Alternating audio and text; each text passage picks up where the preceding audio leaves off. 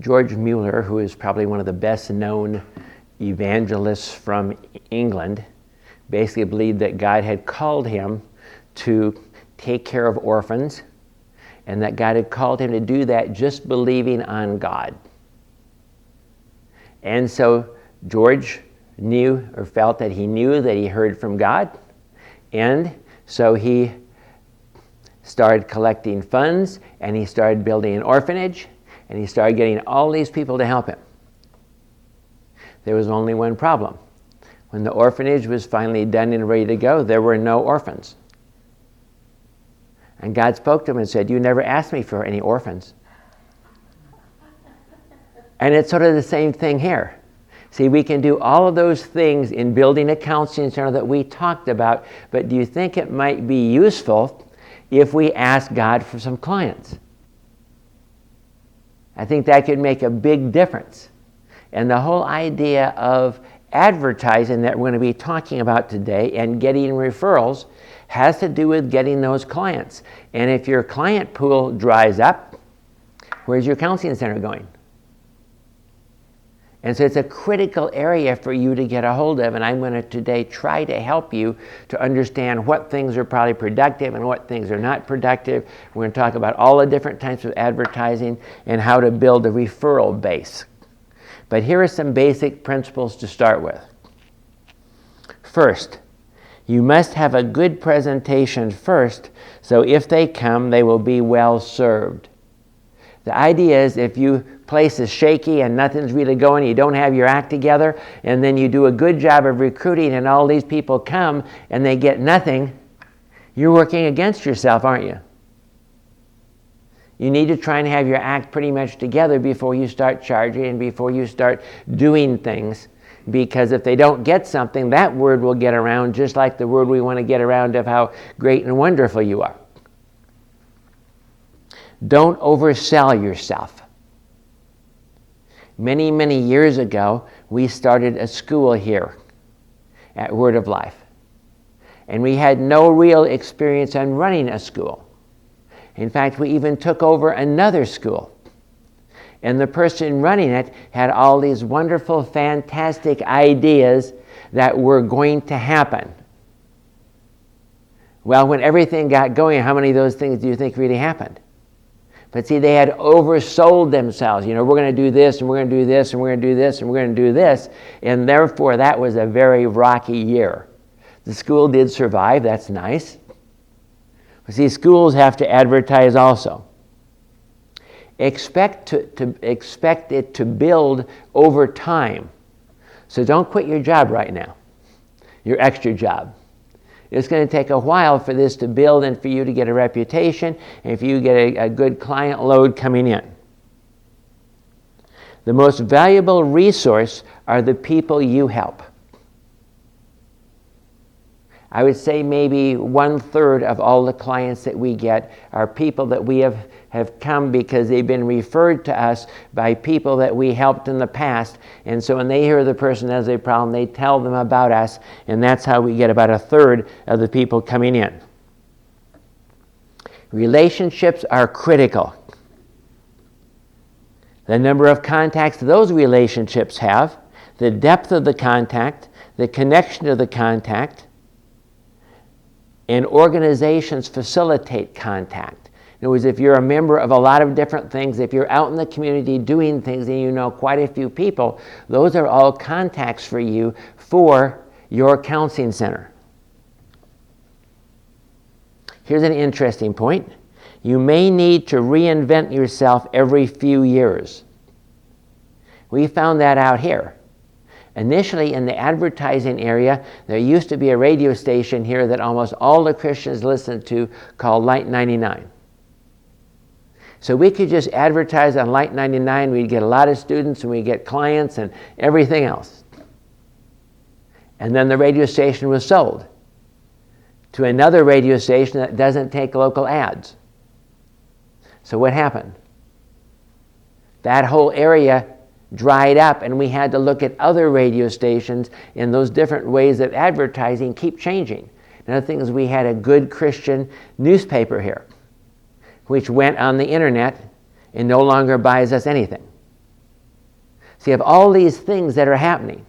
And then, how about lists maybe you have with the courts? What if those change or the rules change? And the rules like for drug alcohol counseling right now and the rules for domestic violence counseling are all changing.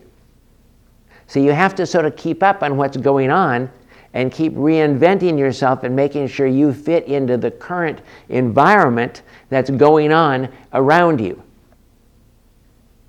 or you will be left behind. How and where you advertise says something about you and also something about God. See, if you're one of these slick push advertising type of people, how's that going to come across? Prayer is your most important resource. The truth is sort of this. We do a lot of these other things, but when the number of clients starts dropping, what do? We pray. And it's just very interesting how people just sort of come out of the woodwork and things just started happening, because in a counseling center, things are going to go sort of like this. And there are actually certain patterns. What's interesting is the patterns don't always apply. One of the patterns that we used to always see is during the summer, our counseling load would drop off. Well, we'll see this summer, we've had some summers where it hasn't. And usually right after Christmas. Before Christmas, it drops off. Right after Christmas, there's quite a few clients. Sometimes that happens, sometimes it doesn't. But the main thing you have going for you, if this is something that God called you to do, then God's going to provide for you, but you have to stay in faith and believe that God is going to provide that, right? All prayer is answered by faith. You have to have that expectation that this is really God, then He is going to be in this and He's going to put things together and it's going to work. Here's a little interesting survey. It was actually done of 6,000 coaches. Now, coaching, in my belief, is really part of counseling, and so a lot of this is very applicable. And what they asked them is what was their most effective advertising. Because see, in coaching, it's even harder than counseling, because a lot of people don't know what life coaches are, and they don't have to have the coaching like many people have in counseling. So it's actually harder to advertise in coaching than it is in counseling. And of course, you'll be advertising probably for both if you are also taking our coaching class. Number 1, getting referrals for existing and past clients. That was the number 1 thing that brought in people to their center.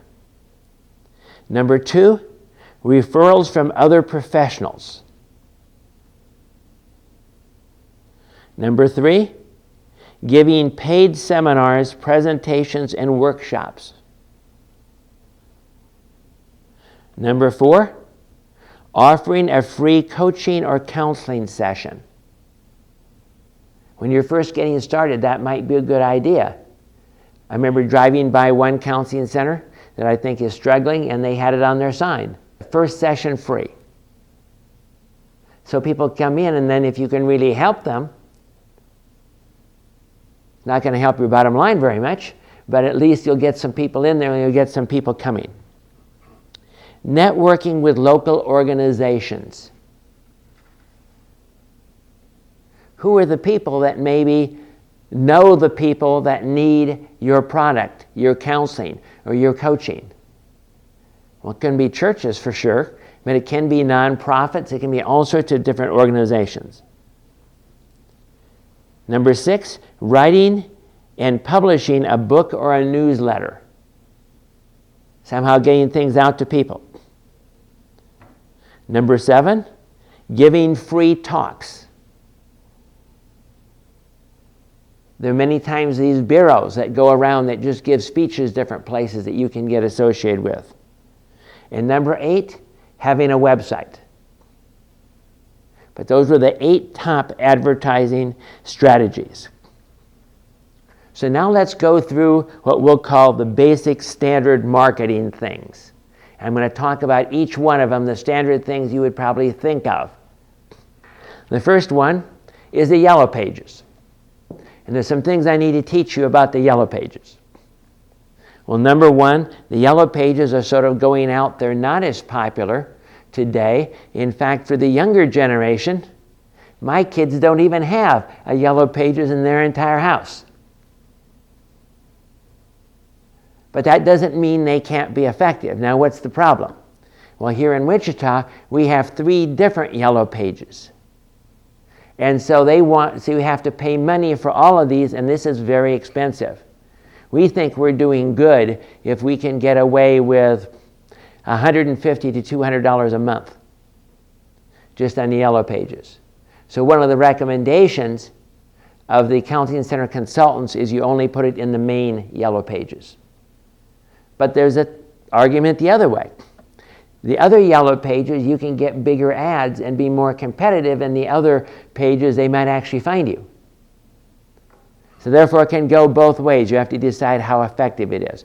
One of the things I'll recommend, one of our yellow pages actually has a method where they put a phone number in that's not your phone number, so the person calls that, which transfers to your phone number, so therefore they can tell you exactly how many phone calls you got a month based on your ad in their yellow pages. And of course, why are they doing that? Because they have to prove to most of us that this is worth the money. When you're doing something yellow pages, you need to stand out in some particular way. How do we stand out? In all of our ads, it says a particular line. Thoroughly Christian counseling. Because how many people look at these that might say Christian Counseling Center, they don't know if it's thoroughly Christian counseling, but that's our hallmark, so we'll put that in all of our ads to try and get people to realize that that's what we provide, because those are the primary people that are going to come to us and come to a church. You can sometimes negotiate discounts. In fact, part of the whole thing is this whole marketing thing of, okay, what kind of new setup do you have? They usually give it to you, and sometimes if you'll wait, you can get some really good deal at the end. But here's another catch on yellow pages. Whatever you have last year, you've got to either take that this year or bigger to get any discounts. Because if you ever cut back, you're going to end up getting maybe 1/4 of what you're currently getting. So they sort of lock you in to the yellow pages and the way they do their marketing. Seniority and size makes all the difference. What I mean by that is, let's say you are a 1/4 page ad, which would be big. You're competing with the other 1/4 page ads for placement in the area that you want to be placed in, and it's whoever was in there first. If somebody else was in there first, they get the top ad, then you get below that. And of course the problem is, where are you going to put it? In one of the yellow pages here, marriage and family therapy is one of the bigger headings. Other yellow pages don't even have a marriage and family heading at all. Or how about a counseling heading? We've moved to the counseling heading because I just thought, okay, if I was looking for something in the area of counseling, what would I probably do? Go to counseling. But we also run ads under drug, alcohol, and under domestic violence. One's under drug, one under alcohol, but we can't afford very big ads because we're so spread out. We'll never be able to compete to places that are only drug, alcohol, and they're a huge center. So you have to sort of decide what you're going to do here. You can get trade agreements sometimes. For one of the lowest yellow page ads, the pastor here is able to trade out signs on our baseball fields and other things like that for ads. So we pretty much get our ads free in that particular one. Another thing is, if you're part of a large church, you can go in with them and buy a big chunk of ads. Many years with the church here bought a half a page or something. They give you a half a page free, and then they break that up and we get a bunch of smaller ads throughout the entire thing. So you can sort of piggyback on the larger organization. But you have to realize things are changing. And this is declining in importance, especially if a lot of your counseling is going to be done for fairly young people, because they might not even be looking at the yellow pages no matter what you do, and you're just wasting your money. Now, how about budget? We're talking this kind of money. Remember, our budget is we try to do about 10% in advertising. Remember, we get 10% tithe, 10% for our administration, 10% for our advertising. How about radio ads? As I already said, this is a real problem if the radio market is scattered all over the place. We probably have 20 or 30 radio stations here in Wichita. And we have at least 5 Christian radio stations here in Wichita. And of those 5, there's only 1 now that will take local ads. There's another one if we pay enough money, like about $20 an ad, that we can get into also. And so what's that done to radio ads? Made it very hard, but they will actually cut the ads for you and they will actually help you. And one of the radio stations here, if you have an event, they might sponsor the event with you and give you a week of ads. So there are different things to look at and just see how the whole game is being played here. You can do 30 or 60-second ads.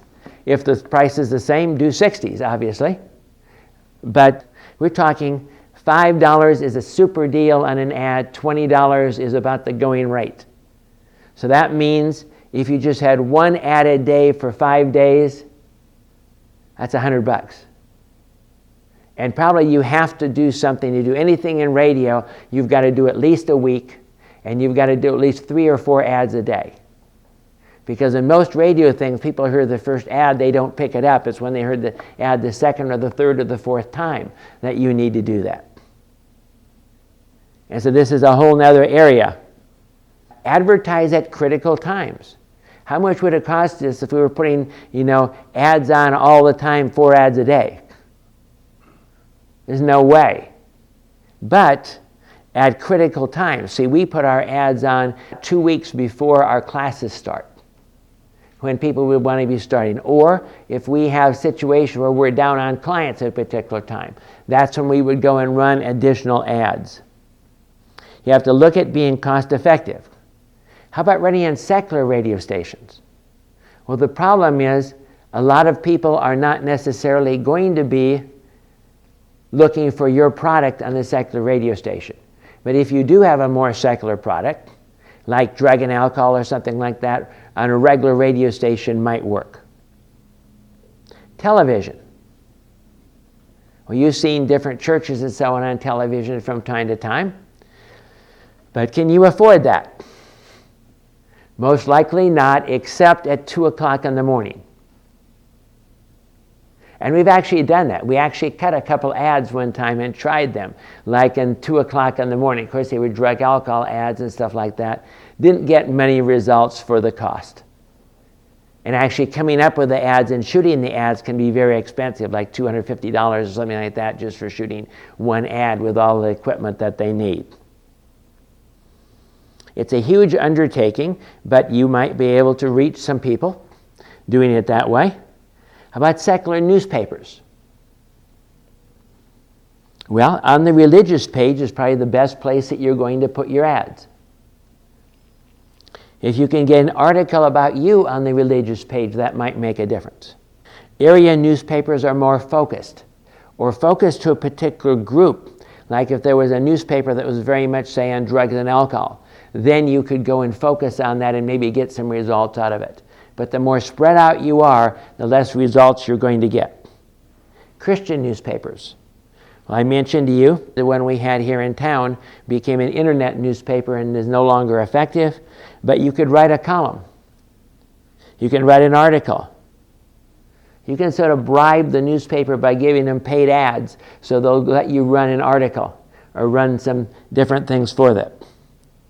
Magazines are probably too wide of a reference unless you're going international or something. How about internet listings? Now, listings which are free on Google Maps and Yahoo and Bing are absolutely critical. Because how are those younger people going to find you? They're going to type in to Google, Counseling Wichita. And Google is going to give them a map of all the counseling centers in Wichita. And you need your information on there, and you can do that Realize that when you do, they will send you something or call you to verify that your information is correct and all of that kind of stuff, but that's all free. So that's your best advertising source that there probably is, no holds barred. Is make sure that you're on all of those and that the information you put on there is good. Because a lot of people will only be using that. But big catch, monitor the comments. Because people can put comments on there. And if somebody doesn't like you, they can hammer you. We had a situation with our daycare where this kid came in and tore up the daycare. And so they asked the parent to remove their kid. And they went to the internet and put this whole thing of how they were totally prejudiced and no good and everything else you could possibly imagine on the internet. So when the ad comes up, they can see that. Of course, you can now go in and you can then write a rebuttal to that. So there's all sorts of interesting things that way. But that's a critical area that you definitely need to get onto. Internet referral sites. Some people think that these are really, really critical and the way to go. What are we talking about? We're talking like Psychology Today, jamesdobson.com, goodtherapy.org, findatherapist.com, marriageandfamily.com, and so on. And these will usually run you about $19.95 to $29.95 per month. But your question is, how many of your clientele are actually going to go to the internet and look at one of those things, one of those referral sites, to find you? Well, some will. But you have to decide how important that really is to you. But think about something. You see, that's still a lot cheaper than the Yellow Pages, isn't it? But again, it's a national thing. What I recommend you do is you go on those and you just look up like you're a client looking for a therapist and see how many other therapists are here in Wichita that are advertising on those particular sites. And from that, you get a pretty good idea how competitive you should be. But generally, they're not a lot. And so if you're one or two or three of the people that would come up for therapists in Wichita of a site that's pretty popular, it might be worth your money to do those kind of things. And of course, you can also, if you become a board-certified counselor with AACC, you can be on their list. How about internet advertising? Not very effective. Email blasts. We tried that one year. We got absolutely zero. Nothing for an email blast to maybe thousands of people supposedly in this area. Let me ask you a question. When you get all of those emails, what happens to them? First, they get filtered. And so they're probably all in the trash anyway. But if they do get them and they come up on your screen, how many of those do you actually read? So they're not very effective. Now, opt-in email lists could be if you always get everybody that comes in and you get them to allow you to make an email list and you email them a newsletter every month or something like that, because that keeps you sort of in their mind about other people or if they need help or anything. And of course, that leads right into social media. How does social media work in this area? The suggestion is, and I'm not sure I totally buy into this, but the suggestion is that you have to have social media. What's the problem with social media? It takes a lot of work to keep up on all of this stuff. But the idea is, as long as you keep in touch with other people, those people will then be in touch with other people who will be in touch with other people, and if they like you, it'll come up on their websites as somebody looking. The suggestion is today, a lot of people really would take the advice of their friends before they would take the advice of some website or anything else. How about Twitter? Well, if you're willing to continue to put all the information on and you get a bunch of people following you, then you can put all sorts of good things. Where we use social media is when we have a new course or something like that. We have so many 100 friends or something out there that we will go and tell people about the new course to go look at our website and check out things that we put on our website. But it takes a lot of time and a lot of effort to advertise that way. And of course, you can put your products on there. You can put anything onto social media.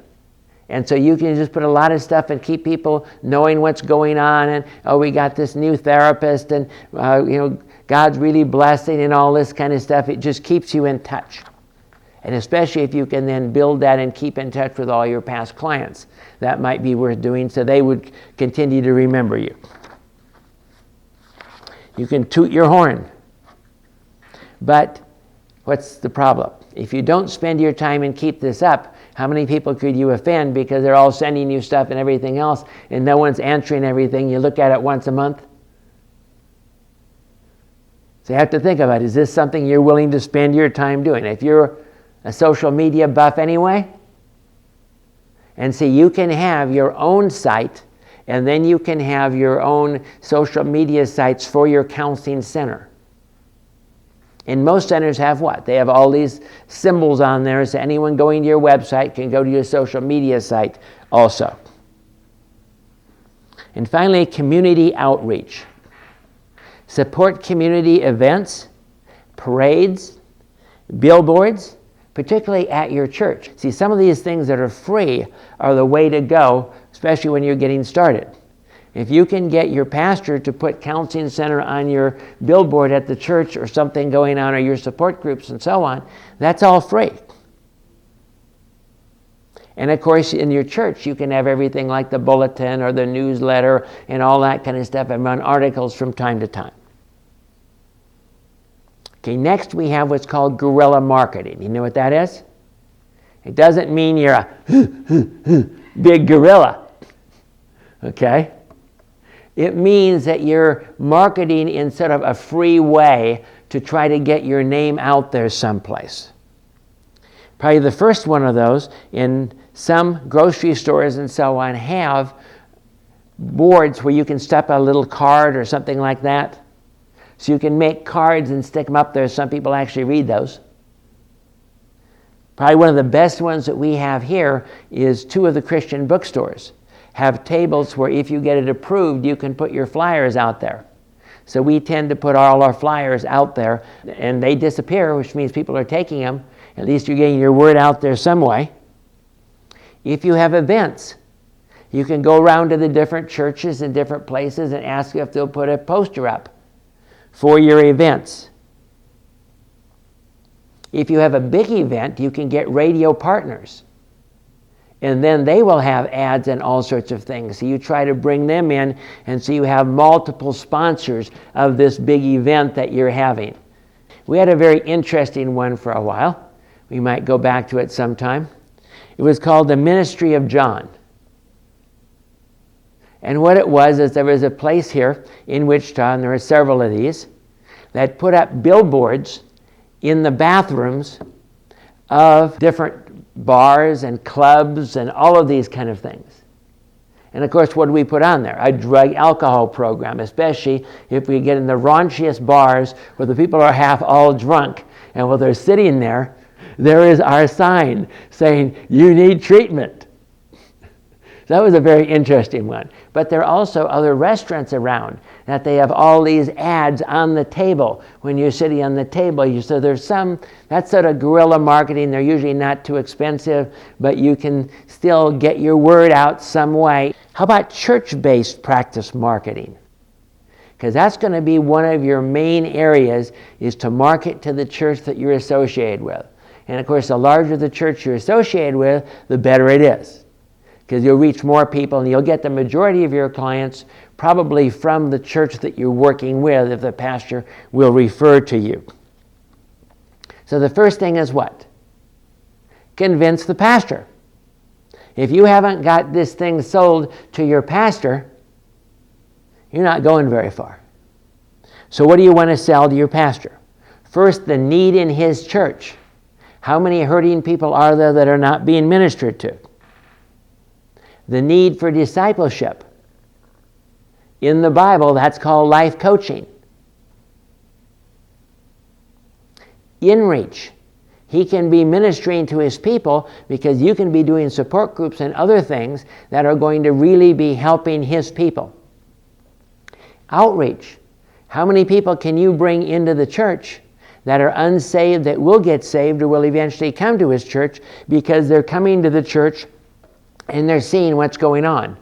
And you can invite them to events and so on and so forth. Evangelism. When he sees that you've gotten 3 or 4 people saved and brought into the church every month, do you think he might get more interested? We actually had one of our counselors, and the pastor was totally against counseling. But when they started filling up whole pews from all the people they got saved in counseling, the pastor changed his mind. I wonder why that is.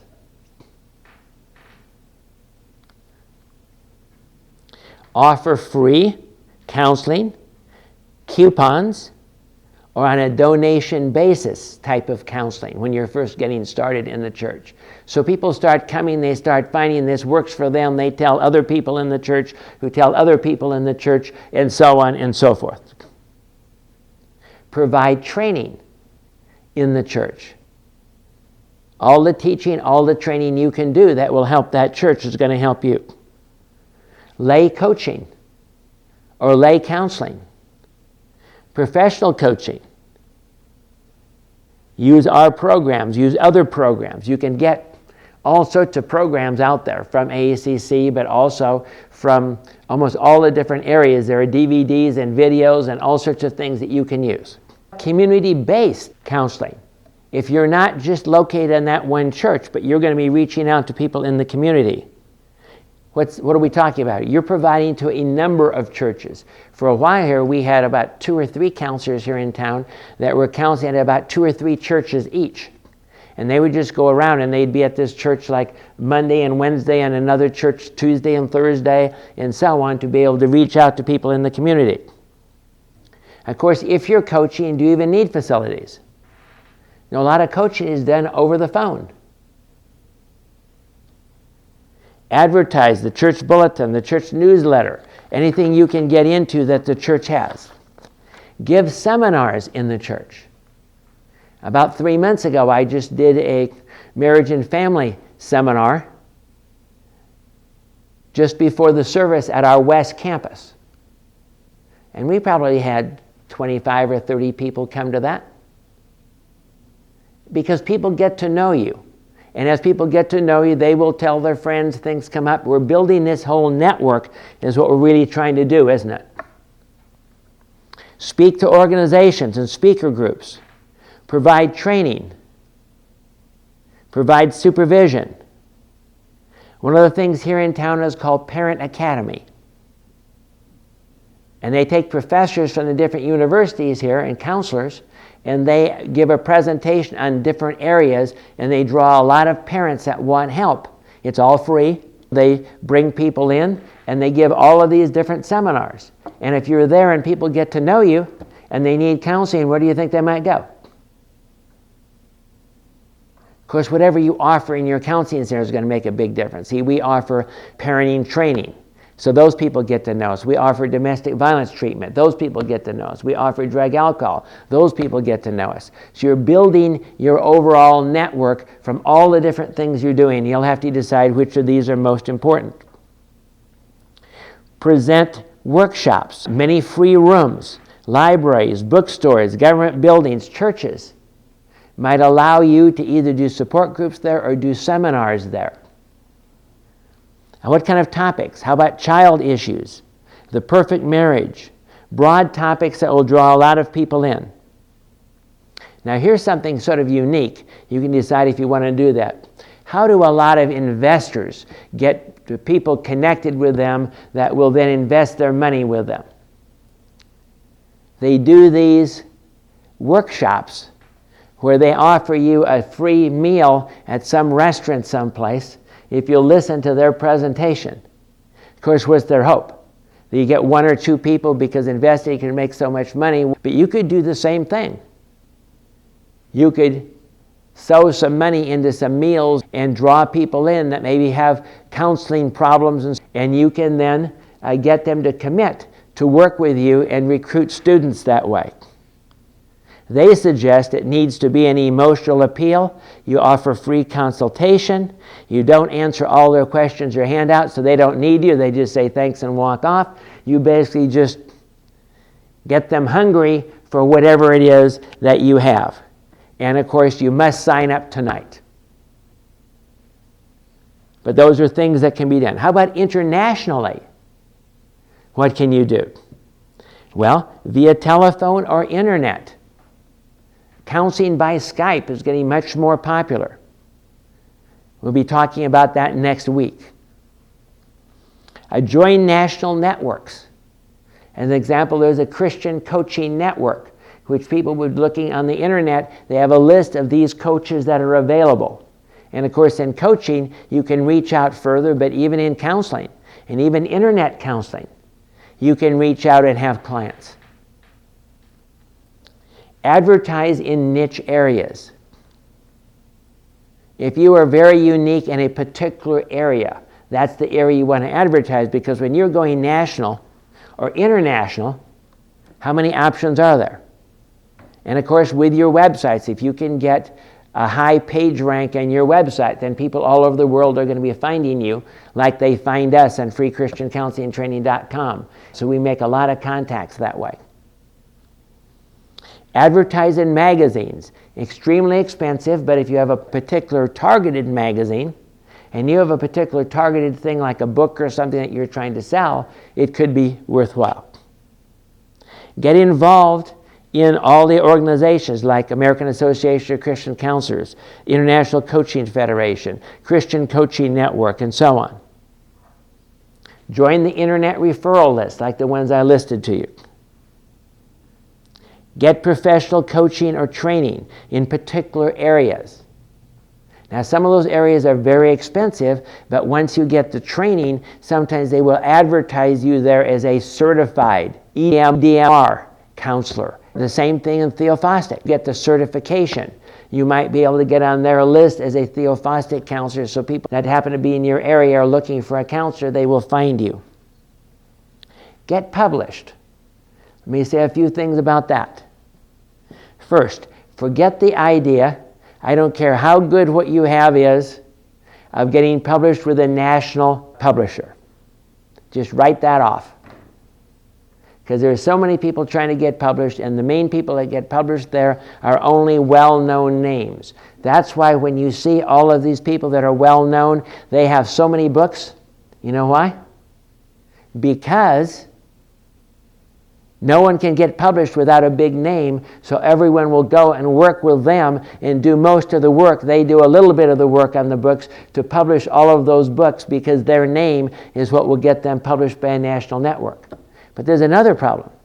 If your book doesn't sell well, they might stop publication in 1 year. Even some of the better books that we hear in counseling are out of print because they didn't sell as well as the company wanted them to sell. So they just drop that one and go on to another one. And if that's the case, where are you going to be? Another minor problem. Let's just say you now publish with them, and now you want to update your book. What's going to happen? They're going to say, heck no, we're not going to update your book until all the old books get sold. We actually had one Christian group that we knew that published this big manual and wanted to make changes, and so they couldn't make changes, and they had to buy their book back from the publisher and buy all the copies of the book in order to be able to make the next upgrade to that book until everything's sold. And don't expect to make any money on your books, okay? Even though everything they say sounds like you're going to make money and so on, it doesn't. Don't expect to ever make money on your book or even pay for your publishing fees, probably. That's just reality. Now, what should you do? Go to a good company that publishes on demand. Your other choice is having a whole bunch of books done at one time, and where are they going to be setting?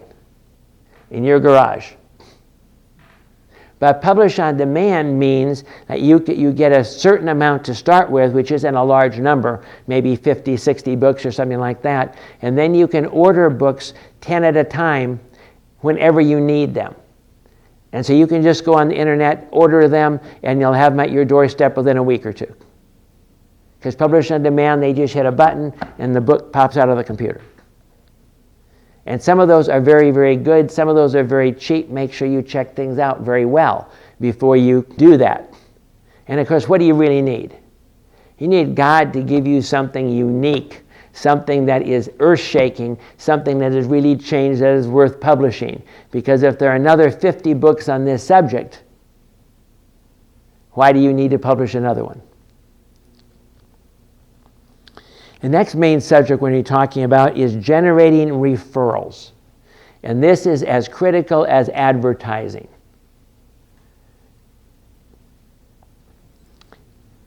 What it comes down to is, in real estate they say what? Location, location, location.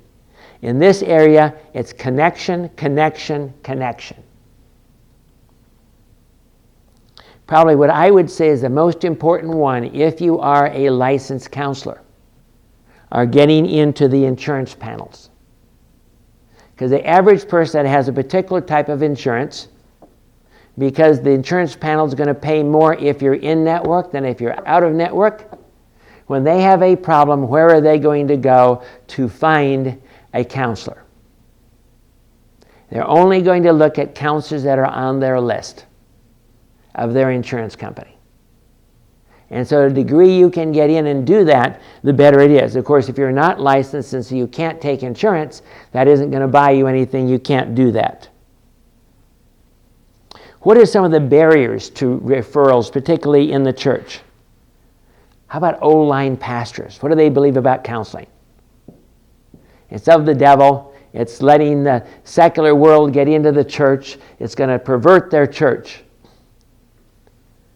What are you going to say to them? Well, my type of counseling is just Bible application. We're not going to bring all this secular stuff into your church. How about counseling is too expensive? Especially in the church. The church ought to provide all counseling for free, right? Well, think of it this way. Which is going to be cheaper? You going through a divorce and losing half of everything you have?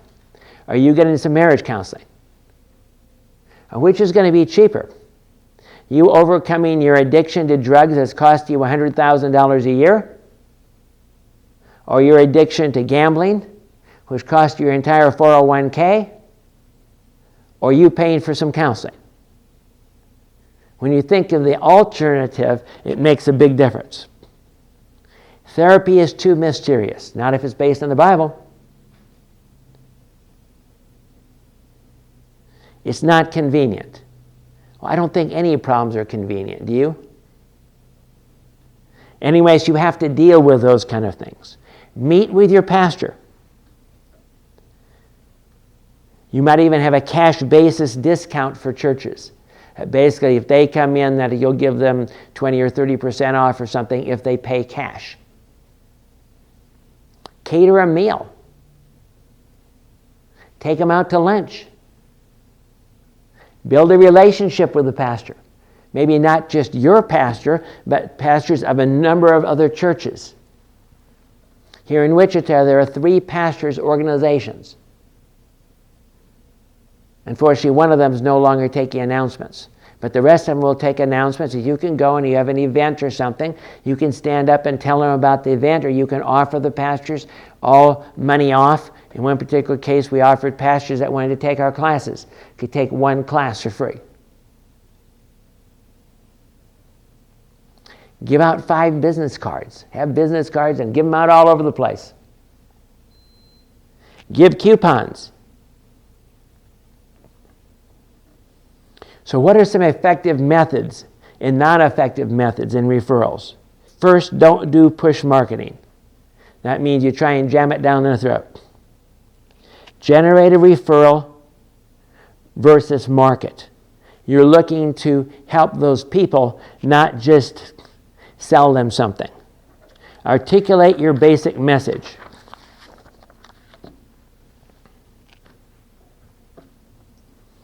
Create enthusiasm in others so they'll sell your message. Ask for a referral. Get on the agency lists.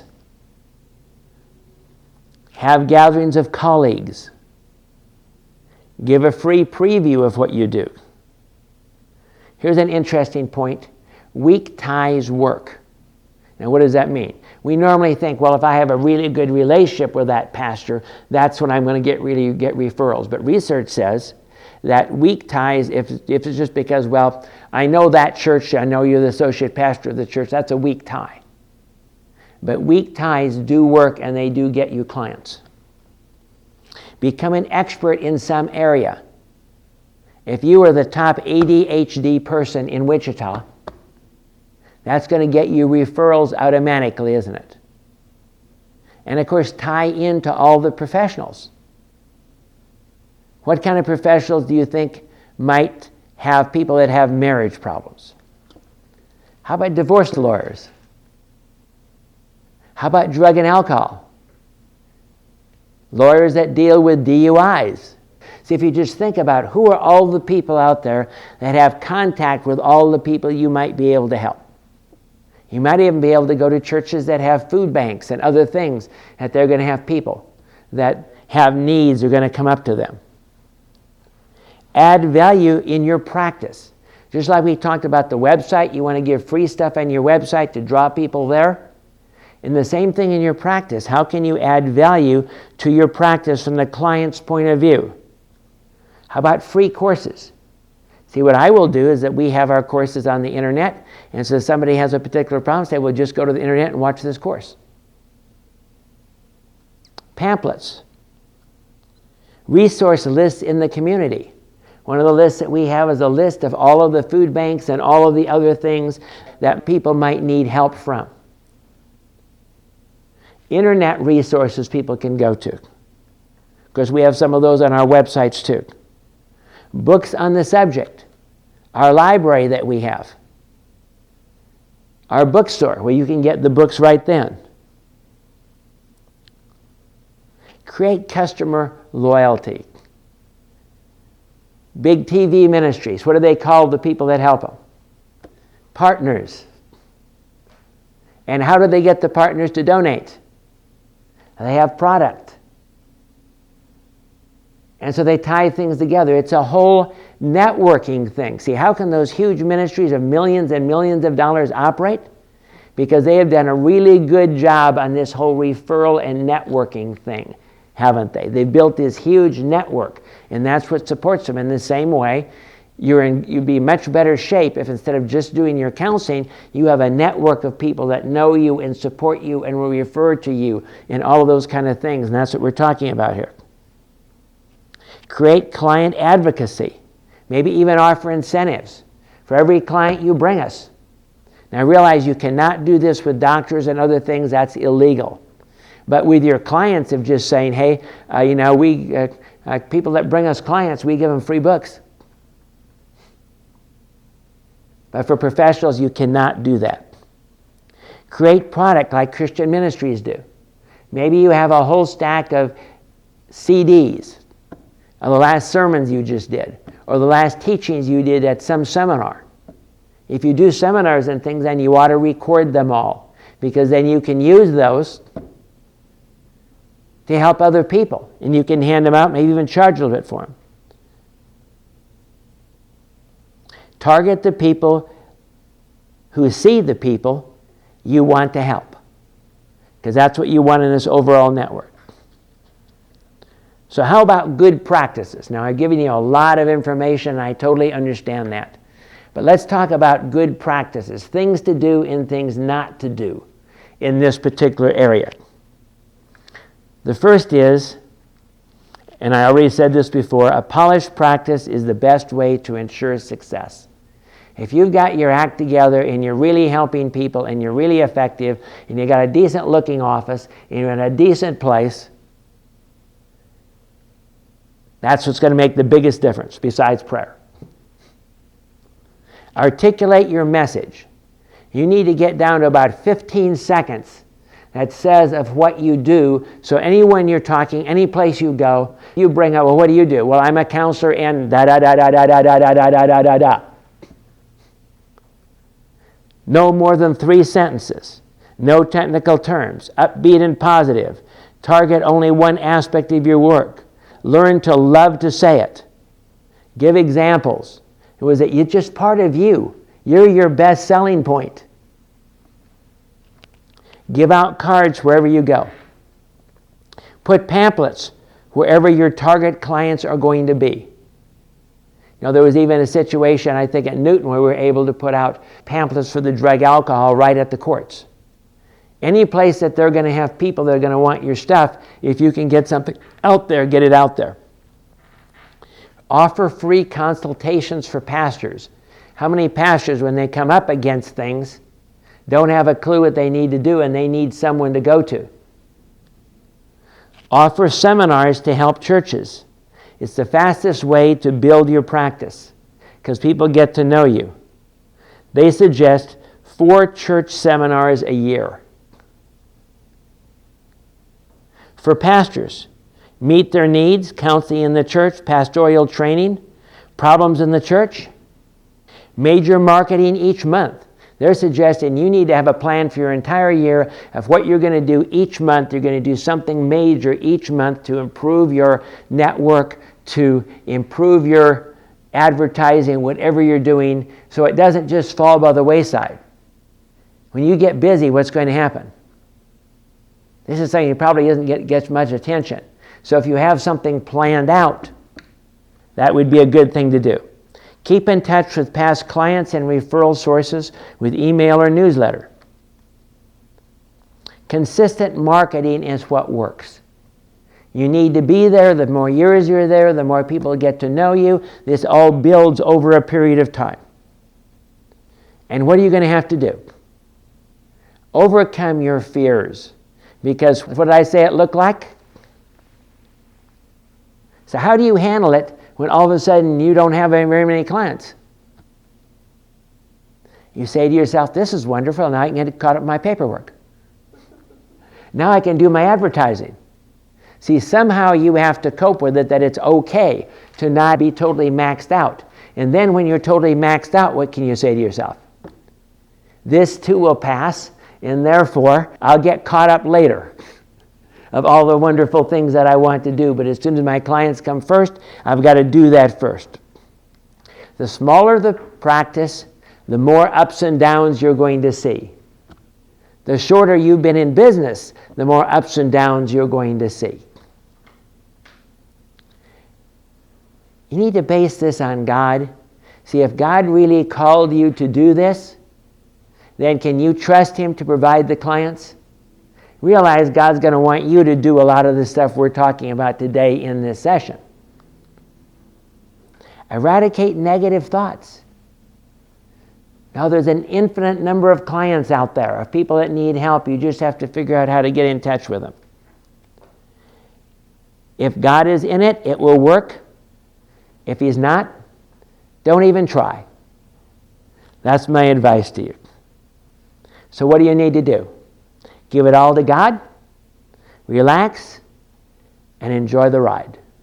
Let's pray. Lord God, I thank you that you are in it, that you have called us, Lord God, to help people. It's such a wonderful privilege to really get down into people's lives and to be able to significantly help them from your word and let you live your life through us. And we give you all the glory and all the honor in Jesus' name. Amen.